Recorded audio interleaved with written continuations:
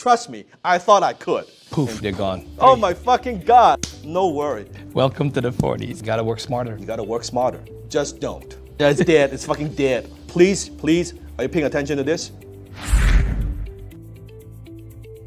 Sean had an interesting question earlier, Dan. So he said, what are your thoughts about someone who is earning $300,000 to $400,000 per year and still working a day job? Isn't that limiting their ability to devote more time to their main income and revenue generating mechanism, for example, their business? Yes. Depends on your overhead. So if you Depends on your overhead. paying a lot of debt or you got a lot of overhead. As you start making more money, it's very easy to blow the money. And I'll put up two hands. I'll be the first one to admit. Yeah. I like to spend money. Shut up and take my money. I did. Who likes to spend money? Yeah. Okay. So as an entrepreneur, I wish I had someone tell me how to not just make money, but how to keep and invest the money better, right? Earlier on, right? Early on, because I made some bad investments early in my career, in my late 20s. I put in a bunch of money in tech, different companies, like 10 companies. Got angel investing as an angel, and I lost money on all 10. What? Not one sucker makes money. All 10 lost money, right?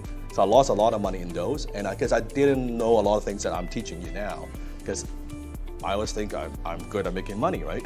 So then I didn't think about the whole keeping and investing. So one of the things I teach now, a lot of the dragons, is not just how to grow your business, but after a certain stage, how do you invest and how to keep that money? It's not how much money you make.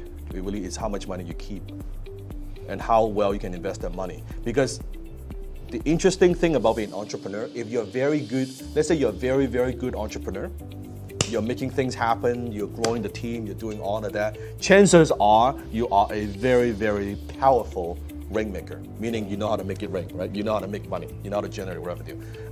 That's a very exact quality of you being great at making money usually makes you a very lousy investor.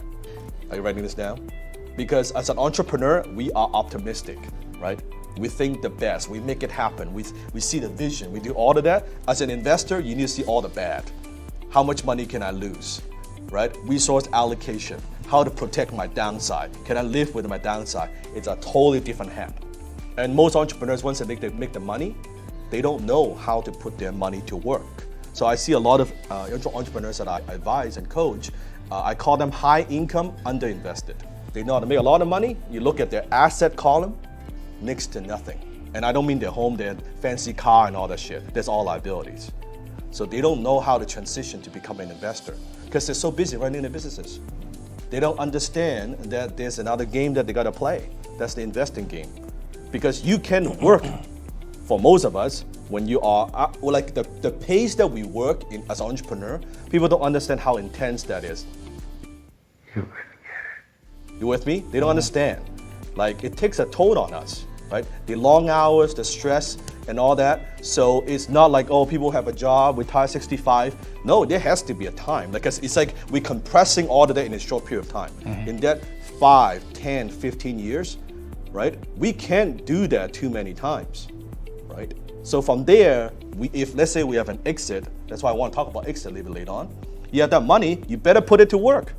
Here's what you don't want to do. And please, are you paying attention to this?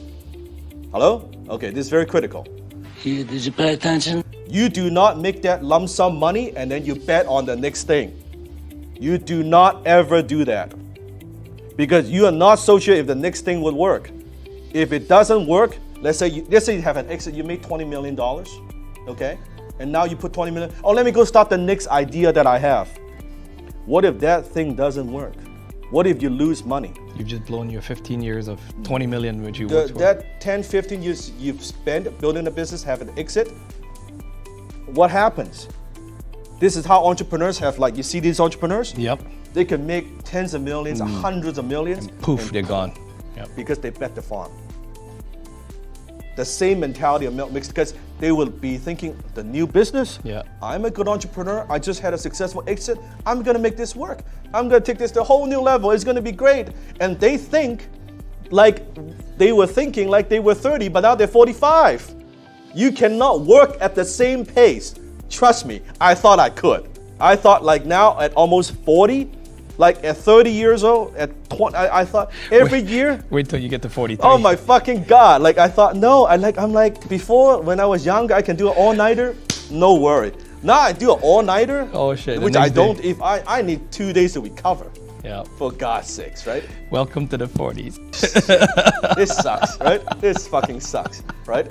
And my stamina endurance already way better than most entrepreneurs. But I noticed the same intensity and all that, I'm like, it's not as good. Like there is a difference. How many of you recognize that? Yeah. There's a difference, right? You cannot push as hard and your 40s compare 30s and 50 compared to 40s. You gotta work smarter. You gotta work smarter. Yeah. So you do not bet the farm. Yes, you do not put all that money and boom, make it a boom. And you do not put all that money and get 3 Ferraris, please. Just don't. Just listen to me, just don't. Yeah. Okay? You're not gonna drive them. You don't have fucking time. Okay? My Bentley has a few thousand kilometers. 2,000. It's fucking ridiculous. 2,000. I do not drive the car. Okay? 2,000 in 2 once years. a week, maybe. And I drove most of it. Yes, it's like, you just don't. You do not need 3 cars sitting there and you would think that would make you like feel good and cool and all that. The funny story is the Bentley battery was even dead. Yeah, it's dead. It's fucking dead. We just changed the battery, right? 3K, I think something like that. Oh my The God. battery is like 3K, right? Yeah, it's so think about the money allocation. That's a piece I think it's very much missing in the business world. How once you make the money and while you're making the money, Yeah. right? Who's going to give you the guidance on how much you should allocate? Some, yeah, for personal pleasure and for like some vacation, different things, that's all good. But someone needs to tell you, do not, you gotta put aside money for growth, you gotta put aside money for business, you gotta put aside money for different things. Don't go in and do that. This is just speaking from experience. Hi, this is Dan Lok. We're looking to invest $10 million in 100 tech startups in the next 3 years. You could be one of them. If you are a founder of a tech startup, if you are looking for financial capital, guidance, and mentorship, go to www.danlokventures.com to see if you qualify.